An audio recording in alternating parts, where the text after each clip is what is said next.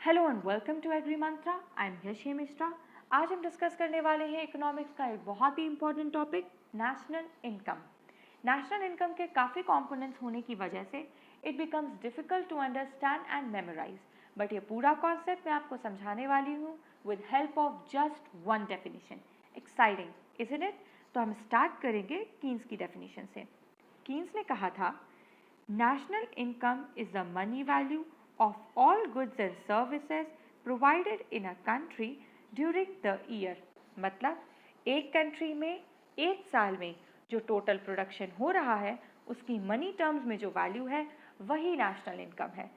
इसको हम दूसरी डेफिनेशन में देखते हैं, monetary value of all final goods and services in an economy in an accountable year। आप डिफरेंस देख रहे होंगे कीन्स की डेफिनेशन में और इस डेफिनेशन में। इसी को लेकर के हम आगे अपना टॉपिक बढ़ाएंगे। इसको हम 4 भागों में डिवाइड कर लेते हैं, monetary value, final goods and services, an economy और एन अकाउंटिंग ईयर। तो सबसे पहले हम बात करेंगे मॉनेटरी वैल्यू की। आपने किसान से पूछा कि उसकी टोटल आय कितनी है, तो real income is goods and services. इस हिसाब से तो किसान को बताना चाहिए कि उसका साल भर में टोटल प्रोडक्शन कितना हुआ, यानी कि कितना क्विंटल उसके यहाँ अनाज हुआ, कितना पल्सेस हुआ, कितना उसके पास वेजिटेबल, फ्रूट्स या फ्लावर्स हुए। अगर उसके पास कैटल है तो दूध का उत्पादन कितना हुआ। साथ ही में हमें ये भी पता है कि हर चीज़ अलग अलग यूनिट में मेजर होती है, यानी कि आप ग्रेन्स का उत्पादन तो बता पाएंगे क्विंटल में, पर आप दूध का उत्पादन तो लीटर में बताएंगे। ऐसे ही ये हम केवल एक किसान की बात कर रहे थे। हमारा 3 सेक्टर में इकोनॉमी डिस्ट्रीब्यूटेड है, प्राइमरी सेक्टर, एग्रीकल्चर और अलाइड एक्टिविटीज़ के ज़रिए से हम स्टडी करते हैं। तो एग्रीकल्चर में कितनी ही एक्टिविटीज़ हैं, एग्रीकल्चर है, फिशरीज़ है, एनिमल हस्बेंड्री है, फॉरेस्ट्री है, तो कितना सारा डाटा हो जाएगा। नेक्स्ट इज मैन्युफैक्चरिंग सेक्टर, ये हमारा इंडस्ट्री में बनने वाले कंपोनेंट्स को हम स्टडी करते हैं। थर्ड इज सर्विस सेक्टर, जहां हम स्टडी करते हैं फैसिलिटेटिव जो फंक्शंस हमारे प्रोवाइड कर रहे हैं सर्विसेज, उनके बारे में। तो इस हिसाब से एक कंट्री में टोटल कितना प्रोडक्शन हो रहा है इसको बताना बहुत डिफिकल्ट हो जाएगा। इसीलिए हम उसकी वैल्यू मनी में बताते हैं, क्योंकि मनी एक ऐसा यूनिट है जो ओवरऑल कांस्टेंट रहेगा। यानी कि हम किसान के एग्जाम्पल में अगर वापस जाएं, आपने उससे पूछा उसकी टोटल आय कितनी है, तो वो आपको बताएगा उसके यहाँ जितना टोटल क्विंटल, मान लीजिए उसके यहाँ गेहूँ हुआ, उसको पर क्विंटल जो गेहूँ का प्राइस मिला उससे मल्टीप्लाई करके वो गेहूँ से मिलने वाली इनकम बता सकता है। ऐसे ही अगर उसके और भी कई इंटरप्राइज हैं, हर एक से मिलने वाली इनकम को वो कैलकुलेट करके ऐड कर देगा और आपको बता देगा। मान लीजिए 5 लाख या 15 लाख, ईजी हो गया ना इसको समझने के लिए, इसीलिए हम मनी में बात करते हैं। साथ ही में इसमें ये दिया हुआ है कि करेंसी जो है वो केवल आपको कमांड देती है गुड्स और सर्विसेज पर। करेंसी की खुद की कोई वैल्यू नहीं है। मान लीजिए आपकी जेब में 500 रुपये का नोट है, तो वो जेब में पड़ा पड़ा तो आपको कुछ नहीं दे रहा है। आप मार्केट जाएंगे और 500 रुपये की वर्थ का आप अगर सामान उससे खरीद पा रहे हैं, यानी कि आपसे दुकानदार ने एक्सचेंज में वो नोट एक्सेप्ट किया, तब उसकी वैल्यू है, नहीं तो नहीं है।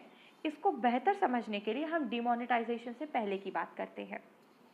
तब जो 500 रुपये का नोट था तब उसकी वैल्यू थी, तब दुकान में जाकर के आप उससे 500 रुपये की वर्थ का सामान ले सकते थे। पर आज अगर आप डिमोनेटाइजेशन से पहले वाले 500 रुपये को चलाने की कोशिश करेंगे तो रद्दी वाला भी 1 रुपये नहीं देगा उसके बदले, यानी कि उस कागज़ के टुकड़े की खुद की कोई वैल्यू नहीं है। तो एक्चुअल इनकम आपकी गुड्स और सर्विसेज ही होते हैं। अब जब हम बात कर ही रहे हैं गुड्स और सर्विसेज की, तो दोनों में अंतर को समझ लेते हैं। गुड्स वो सारी चीज़ों को डिस्क्राइब करता है जो आप देख सकते हैं, छू सकते हैं। आप मार्केट से सब्जी लेकर के आते हैं, आटा लेकर के आते हैं, फर्नीचर ले रहे हैं, स्टेशनरी ले रहे हैं, ये सारी चीज़ें गुड्स में शामिल होती हैं। सर्विसेज जो है वो फैसिलिटेटिव फंक्शन प्रोवाइड करती हैं, यानी कि वो आपका काम आसान करती हैं। अब काम तो मशीन्स भी आसान कर रही हैं, पर मशीन हम गुड में रखेंगे क्योंकि उसे हम छू सकते हैं, उसको हम देख सकते हैं। सर्विसेज, जैसे कि हम बात करें एग्रीकल्चर सेक्टर में, हम मार्केट में जाते हैं, कमीशन एजेंट्स होते हैं और ब्रोकर्स होते हैं। कमीशन एजेंट्स में भी हमारे पास कच्चा आढ़तिया होते हैं और पक्का आढ़तिया होते हैं। तो वो जो है वो सर्विस प्रोवाइड कर रहे हैं, वो केवल बायर और सेलर को मिलाने का काम करते हैं। तो ये सारी चीज़ें हमारे सर्विस सेक्टर में आती हैं। ऐसे ही टीचर का काम, आपके पास स्टडी मटेरियल है, फिर भी समझने के लिए आपको टीचर की ज़रूरत पड़ती है और उसी सर्विस के लिए उसको सैलरी मिलती है बाद में। तो इस तरीके से सर्विस सेक्टर जो है वो एक बहुत ही इम्पॉर्टेंट पिलर है इकोनॉमी का। इनफैक्ट हमारी इकोनॉमी में 50% से ज़्यादा इनकम हमारे सर्विस सेक्टर से आती है। नाउ दैट इस टॉपिक में हमने बात करी कमीशन एजेंट्स और ब्रोकर्स की और कच्चा आढ़तिया और पक्का आढ़तिया की। So I would like you guys to discuss this in comments and then हम इसको फर्दर एक्सप्लेन करेंगे नेक्स्ट लेक्चर में। अब हमने एम्फसाइज किया था फाइनल गुड्स एंड सर्विसेज पर, तो हमें ये समझना ज़रूरी है कि हम इंटरमीडिएट गुड्स को क्यों नहीं लेते हैं और हम फाइनल गुड्स को ही इतना ज़्यादा महत्व क्यों देते हैं। एग्जाम्पल लेते हैं, आपके यहाँ टोटल एक्स प्रोडक्शन हुआ शुगर केन का, सारा ट्रक में लदा और माल चला गया शुगर इंडस्ट्री। वहाँ पे वाई अमाउंट ऑफ शुगर जो है वो बना। अब जो क्रिस्टलाइज फॉर्म में शुगर बनती है वो घरों में भी इस्तेमाल होती है और शुगर का जो कंजम्पशन है वो आपका फर्दर मैन्युफैक्चरिंग में भी यूज़ हो रहा है, यानी कि jam, jellies, ketchup, carbonated drinks, fruit drinks, न जाने कितने ही प्रोडक्ट्स हैं जिनमें हमारा शुगर का इस्तेमाल हो रहा है। अब मान लेते हैं उस इंडस्ट्री से शुगर 2 भागों में बटी, उसका आधा पार्ट जो है वो आपका डायरेक्ट बिकने के लिए चला गया, मतलब कि वो अब कंज्यूमर के पास आएगा, और उसका जो बचा हुआ आधा पार्ट है वो फर्दर मैन्युफैक्चरिंग के लिए चला गया। मान लीजिए कि वो एक जैम की इंडस्ट्री में गया है। इतना ही नहीं उसका यूज़ होता है, बहुत ब्रॉड यूज़ है, बट फिर भी हम इसको एग्जाम्पल में सिंप्लीफाई करने के लिए ले रहे हैं। अब जो y/2 पार्ट है ये तो आपका डायरेक्ट कंजम्पशन के लिए जा रहा है, यानी कि इसका फर्दर जो है बिकेगा नहीं, इसको हम फर्दर मैन्युफैक्चरिंग में इस्तेमाल नहीं करेंगे, अब ये सीधा कंज्यूम होगा कस्टमर द्वारा। बट जो यहाँ पर हम बॉक्स में जितना दिखा रहे हैं ये अभी आपका मैन्युफैक्चरिंग में चल रहा है। इससे जो आपको फाइनल प्रोडक्ट मिलने वाला है वो है जैम, वो आप एक्चुअली में इस्तेमाल करेंगे। तो अगर हम इस हिसाब से काउंट करने लगें कि हम जैम को भी काउंट करें, यहाँ हम इस y/2 पार्ट ऑफ शुगर को भी काउंट करें, जो आपका कंज्यूमर के पास गया है उसको भी काउंट करें, जो टोटल प्रोडक्शन हुआ है शुगर का उसको भी काउंट करें और शुगर केन को भी काउंट करें, तो समझिए कितने टाइम्स हमारी नेशनल इनकम हम इंक्रीज़ करके बताएंगे, जो कि सच नहीं है। इसीलिए हम केवल जो हमारे फाइनल गुड्स हैं जो कि कंज्यूमर के पास जाने वाली शुगर है और जैसे कि यहाँ पे जैम है, हम केवल उनको काउंट करते हैं ताकि रिपीटिशन ना हो। अब तक हम हाफ डेफिनेशन को कवर कर चुके हैं। अब हम बात करेंगे इन एन इकोनॉमी की। जब हम एक इकोनॉमी की बात कर रहे हैं तो हमारे पास टर्म आ जाते हैं जीडीपी और जीएनपी। तो पहले हम समझते हैं जीडीपी को। GDP is gross domestic product. यहाँ पे एम्फेसाइज किया गया है डोमेस्टिक पर, यानी कि वो हर चीज़ जो आपकी टेरिटरी के अंदर बन रही है उसको हम अपनी जीडीपी में काउंट करेंगे। मतलब कि चाहे कोई इंडियन फर्म हो, इंडियन इंडस्ट्री हो, और चाहे कोई फॉरेन इंडस्ट्री हो, अगर उसकी यूनिट आपकी कंट्री में है, अगर वो प्रोडक्शन आपकी कंट्री में कर रही है, मतलब कि आपके कंट्री के बाउंड्रीज के अंदर उसका प्रोडक्शन है, तो हम उसको जीडीपी में काउंट करेंगे। इसीलिए हम डोमेस्टिक वर्ड पर इतना एम्फेसाइज करते हैं, क्योंकि यहाँ पर बात की गई है एक स्पेसिफिक पीरियड में हमारे डोमेस्टिक बाउंड्री के अंदर। अब समझते हैं कि जीएनपी क्या होता है। GNP is gross national product. यहाँ पे नेशनल पर एम्फेसाइज किया गया है। ये बात करता है कि इंडियन लोग जो हैं उन्होंने कितना कमाया। अब इंडियंस जो हैं वो केवल हमारी कंट्री में तो नहीं रहते हैं, इंडियंस जो है वो यूएस में भी वर्क कर रहे हैं, यूरोप में भी वर्क कर सकते हैं, इंडिया में भी हैं, यूके में भी हैं, ऑल ओवर द वर्ल्ड, वो सभी कंट्रीज़ में हमें इनकम वो जनरेट कर रहे हैं। तो इंडियंस जो हैं वो जितनी इनकम जनरेट कर रहे हैं वो हम अपने जीएनपी में काउंट करते हैं, यानी कि एक इंडियन पर्सन ने जो आउटपुट दिया, जो उसने अपनी सर्विसेज के लिए अर्न किया है, वो अपनी कंट्री को वापस भेजेगा, इसीलिए वो उस कंट्री के जीएनपी में काउंट होता है। तो हम ग्रॉस डोमेस्टिक प्रोडक्ट की हेल्प से ग्रॉस नेशनल प्रोडक्ट निकाल सकते हैं, जो कंट्री में बन रहा है, साथ ही में जो बाहर से आ रहा है। तो जीडीपी तो है ही, साथ ही साथ हमारे पास है net factor income earn from abroad. ये मिलाकर आपका जीएनपी देता है। अब हमने बात करी है नेट फैक्टर इनकम की, तो हम इसमें क्या ऐड करेंगे और क्या सब्ट्रैक्ट करेंगे। मान लीजिए कोई जापानीज पर्सन इंडिया की किसी फर्म में काम करता है, तो वो जो यहाँ पर प्रोडक्शन में मदद कर रहा है, ध्यान से समझिएगा इसको, वो एक इंडिया में एक फर्म में काम कर रहा है, जो वो अपनी सर्विस दे रहा है, उसकी हेल्प से जो प्रोडक्शन हो रहा है वो तो उस कंट्री के जीडीपी में काउंट होगा, बट उसकी सर्विसेज के बदले जो उसे पेमेंट मिला है, जो उसकी सैलरी है, जो उसकी इनकम है, वो हम अपनी कंट्री में नहीं काउंट कर सकते हैं। क्यों? क्योंकि वो फॉरेन का पर्सन है, वो इनकम अपने घर ले जाएगा, वो इनकम जो है वो अपने घर भेजेगा, इसलिए वो वहाँ के जीएनपी में काउंट होगा। ऐसे ही अगर इंडियंस हैं जो ओवरसीज काम कर रहे हैं, जो वो बाहर की किसी भी फर्म में अपना योगदान दे रहे हैं, तो वो वहाँ के प्रोडक्शन में तो काउंट होगा, पर उसकी सर्विस के बदले जो उसको इनकम मिली है वो हम अपनी कंट्री में काउंट करेंगे। आई होप ये आपको समझ में आ रहा हो। इसको बेहतर एक्सप्लेन करने के लिए हम एक एग्जाम्पल लेते हैं। बायर और सिंजेंटा ये बहुत स्टैब्लिश्ड फॉरेन कंपनीज हैं। मान लीजिए इनकी कोई यूनिट इंडिया में स्टैब्लिश है, अब वो यूनिट इंडिया में प्रोडक्शन कर रही है, तो जीडीपी के हिसाब से, उस डेफिनेशन के हिसाब से उसका प्रोडक्शन हम अपनी कंट्री में काउंट करेंगे। पर कंपनी तो बाहर की है ना, इसीलिए जो प्रॉफिट वो जनरेट करेगी वो अपनी कंट्री को भेजेगी मतलब, तो इसलिए हम उसको अपनी कंट्री के मतलब कि इंडिया के जीएनपी में हम नहीं काउंट कर सकते। बायर एक जर्मनी की कंपनी है, अगर उसने इंडिया में प्रोडक्शन किया तो प्रोड्यूस तो हमारा है, पर प्रॉफिट जर्मनी का है, प्रॉफिट इंडिया का नहीं है। पर इंडिया में वर्क कर रही है तो इंडियन एम्प्लॉयज़ को काम मिलेगा।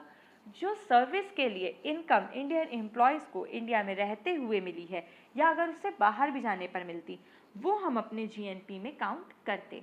यही डिफरेंस है जीएनपी में और जीडीपी में। अब जब हमने इन दोनों की बात कर ली है, लेट अस अंडरस्टैंड कि एनडीपी और एनएनपी क्या होता है। यहाँ एक मेजर डिफरेंशिएटिंग फैक्टर जो आता है दैट इज डेप्रिसिएशन। जब हम टोटल प्रोडक्शन की बात करते हैं एक कंट्री में या किसी एक यूनिट को ले लेते हैं, मान लीजिए एक किसान ने प्रोडक्शन स्टार्ट किया, अब उसके पास एक ट्रैक्टर है जिसका काम वो प्लाविंग के लिए भी मतलब उसको यूज़ करता था, सोइंग के लिए भी यूज़ करता था और ट्रांसपोर्टेशन के लिए भी यूज़ करता था।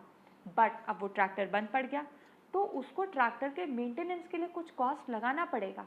तो जब उसकी फाइनल इनकम जनरेट होगी, उसमें से वो उस मेंटेनेंस कॉस्ट को काटेगा, तभी तो वो बता पाएगा कि एक्चुअल में उसको कितना पैसा मिला है। अगर वो डिप्रिशिएशन के कॉस्ट को काउंट कर लेता है, वो तो वो कॉस्ट है जो उसने लगाया है। तो इस तरीके से हमारे टोटल इकोनॉमी में, जिसमें 3 सेक्टर्स हैं, कितना ही वियर और टीयर और मेंटेनेंस कॉस्ट चलता रहता होगा। तो इसीलिए डेप्रिशिएशन हमें घटाना पड़ता है, तभी जा कर के हमें नेट नेशनल प्रोडक्ट मिलता है। तो जीएनपी में से हम नेशनल डेप्रिशिएशन हटाते हैं तो हमें नेट नेशनल प्रोडक्ट मिलता है, और हम जीडीपी में से डेप्रिशिएशन हटाते हैं तो हमें नेट डोमेस्टिक प्रोडक्ट मिलता है। अब जब कोई आपसे नेशनल इनकम बोलता है, अगर वो स्पेसिफिक नहीं पूछ रहा है, तो इसका मतलब होता है एनएनपी एट फैक्टर कॉस्ट। अब जब हमने फैक्टर कॉस्ट की बात करी है, तो लेट अस अंडरस्टैंड कि क्या डिफरेंस होता है फैक्टर कॉस्ट में और मार्केट प्राइस में। फैक्टर कॉस्ट जो है वो आप जितने भी फैक्टर्स हैं उसके पेमेंट के लिए जो कॉस्ट आप देते हैं वो फैक्टर कॉस्ट है। इसके लिए हम समझते हैं कि फैक्टर्स क्या होते हैं।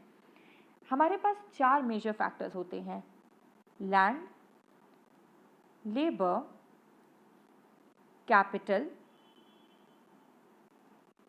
And organisation.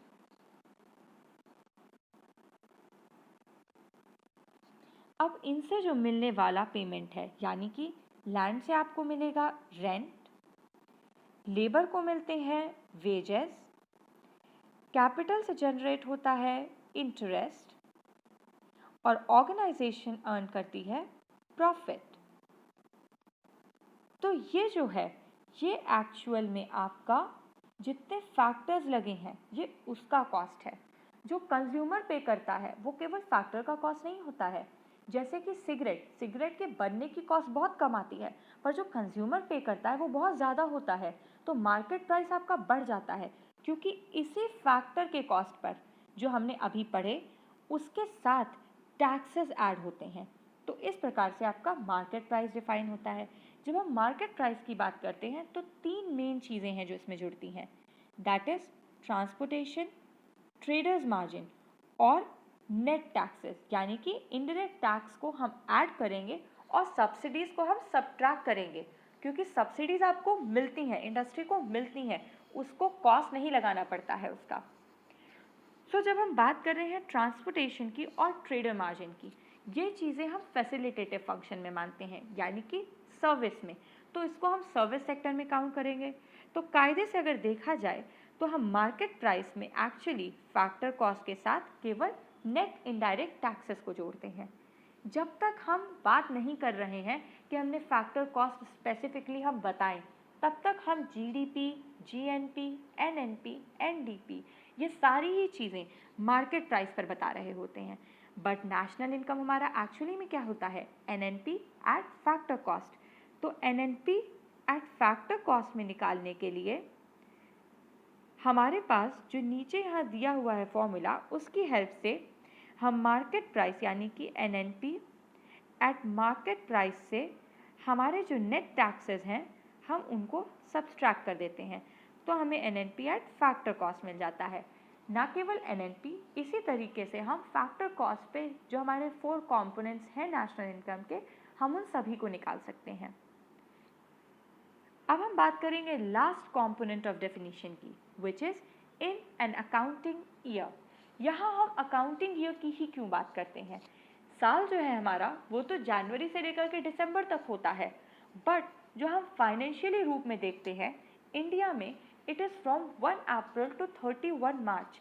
तो वो ईयर जिसको हम अकाउंट में ले रहे हैं, दैट इज अकाउंटिंग ईयर। इसको समझने से पहले हम जान लेते हैं फ्लो वेरिएबल्स क्या होते हैं। फ्लो वेरिएबल्स का मतलब होता है जो वैल्यू सर्विस के लिए आपने जनरेट करी है over a range of time. जैसे कि किसान जो है उसको फाइनल में जाके प्रोडक्शन के लिए पैसा मिलता है, पर क्या उसका वो पैसा केवल ट्रांसपोर्टेशन का कॉस्ट है, जो वो अपने खेत से लेकर के गया केवल उसका कॉस्ट है? नहीं, उसने 3-4 महीने जो क्रॉप पर मेहनत करी, जो इतने ड्यूरेशन में उसमें इन्वेस्ट किया, वो उसका कॉस्ट है। जैसे कि सैलरीज, टीचर आपको पढ़ाते हैं, लास्ट के मंथ में जाकर के, मतलब मंथ के एंड में जाकर के उनको सैलरी मिलती है, तो क्या वो केवल उस दिन की सर्विस के लिए उनको मिल रहा है? नहीं, जो उन्होंने महीना भर अपनी सर्विस प्रोवाइड करी है उसका कॉस्ट मिलता है।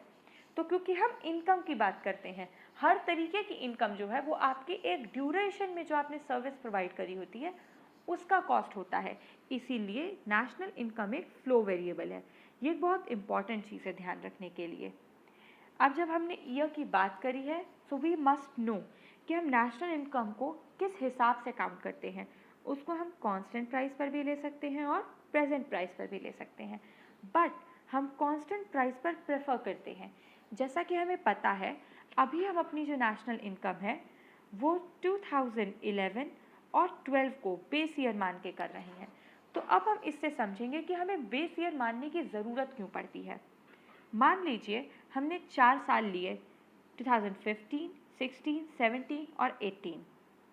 आपका क्वांटिटी जिसका मैंने कोई यूनिट नहीं दिया है, क्योंकि हर एक चीज़ अलग अलग यूनिट में प्रोड्यूस हो रही है, तो मान लीजिए 100 यूनिट्स ऑफ समथिंग 2015 में प्रोड्यूस हुआ, जिसका पर यूनिट कॉस्ट 10 रुपीज़ है। तो हमें पता है कि हम टोटल निकालने के लिए मल्टीप्लाई कर देते हैं, 1000 आ गया। ऐसे ही नेक्स्ट ईयर हमारा प्रोडक्शन बढ़ा, 150 पे आया, अगले साल 200 पे आया और अगले साल 250 में आया। यहाँ मैंने यूनिफॉर्म इंक्रीज दिया है, ऐसा ज़रूरी नहीं होता है इकोनॉमी में। देन प्राइस बढ़ा 10 से 20, 30, देन 40। तो हम देख रहे हैं कि नेशनल इनकम जो है वो तो काफ़ी फोल्ड्स बढ़ती जा रही है।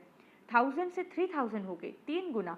3000 से 6000 हो गई, 6000 से 10000 हो गई।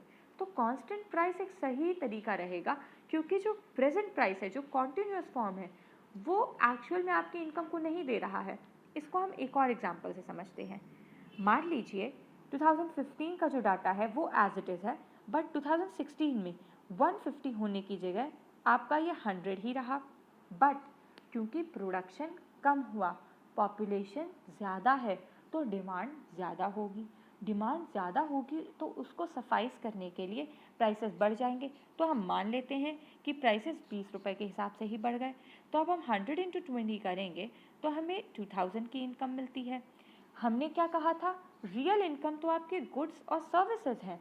1000 से 2000 हमारा मॉनेटरी फॉर्म में हमने दिखा दिया इनकम इंक्रीज हुई, पर वो तो हुई नहीं ना, क्योंकि हमारा प्रोडक्शन तो बढ़ा ही नहीं। साथ ही में हम इसको लॉस के फॉर्म में भी दिखा सकते हैं। मान लीजिए 100 की जगह 90 ही हुआ, मतलब कि ना कांस्टेंट रहा ना बढ़ा बल्कि कम हो गया, बट फिर भी क्योंकि कम है प्रोडक्शन तो डिमांड बढ़ेगी तो कॉस्ट बढ़ेगा, और वो हम मान लेते हैं कि 20 ही बढ़ा। तो अगेन हम मल्टीप्लाई करेंगे, दैट विल गिव 1800। तो हम देख रहे हैं कि 1000 के कंपैरिजन में तो 1800 ज़्यादा है, यानी कि इनकम बढ़ा, पर हमारा जो रियल है जो कि गुड्स एंड सर्विसेज हैं वो तो नहीं बढ़े ना। तो इस तरीके से हमें यह पता चलता है कि प्रेजेंट प्राइस सही क्राइटेरिया नहीं हो सकता, इसीलिए हम एक बेस ईयर मान लेते हैं। यानी कि इस एग्जांपल में हमने देख लिया 2015 को रख लेते हैं, तो 2015 का जो प्राइस है वो हम बेस ईयर मान लेंगे। तो 150 इंटू 10 के हिसाब से 1500, 200 इंटू 10 के हिसाब से 2000 और 250 इंटू 10 के हिसाब से 2500 की इनकम जनरेट हुई। तो अब जो हम दे रहे हैं नेशनल इनकम वो कांस्टेंट प्राइस पर है, ये ज़्यादा रिलायबल डाटा है। अब हम आगे बढ़ेंगे, जो हमने पूरा टॉपिक पढ़ा है उसको समराइज करते हुए हम कुछ इंपॉर्टेंट पॉइंट्स डिस्कस करते हैं। National income is actually net national product at factor cost, उसको कैलकुलेट करने का तरीका भी नीचे दिया हुआ है। साथ ही में नेशनल इनकम एक्चुअली में आपका परफॉर्मेंस क्या है इकोनॉमी की उसको मेजर करता है। अब जब हम नेशनल इनकम की बात कर रहे हैं वो हम टोटल कंट्री के लिए बता रहे हैं। मान लीजिए कुछ 3 ट्रिलियन समथिंग आपकी नेशनल इकोनॉमी में मॉनेटरी टर्म्स में हमने डिस्क्राइब किया, बट क्या ये हर आदमी की इनकम है? और अगर हमारी 3 ट्रिलियन है, अगर इतनी ही नेपाल की या पाकिस्तान की हो जाए तो वो बहुत अमीर कंट्रीज हो जाएंगी। ऐसा क्यों है? क्योंकि ये हम पॉपुलेशन के हिसाब से देखते हैं। पर कैपिटा इनकम ये एक इम्पॉर्टेंट टर्म आता है इसको और ज़्यादा अच्छे से समझने के लिए, क्योंकि जो हमारी नेशनल इनकम है ये ब्रॉड टॉपिक है, ये नहीं बता सकता कि लोगों का स्टैंडर्ड ऑफ लिविंग क्या है। इसलिए जो हमारी नेट नेशनल इनकम आती है उससे हम पॉपुलेशन को डिवाइड करते हैं, तब हम समझ पाते हैं कि पर हेड कितनी इनकम जनरेट हो रही है।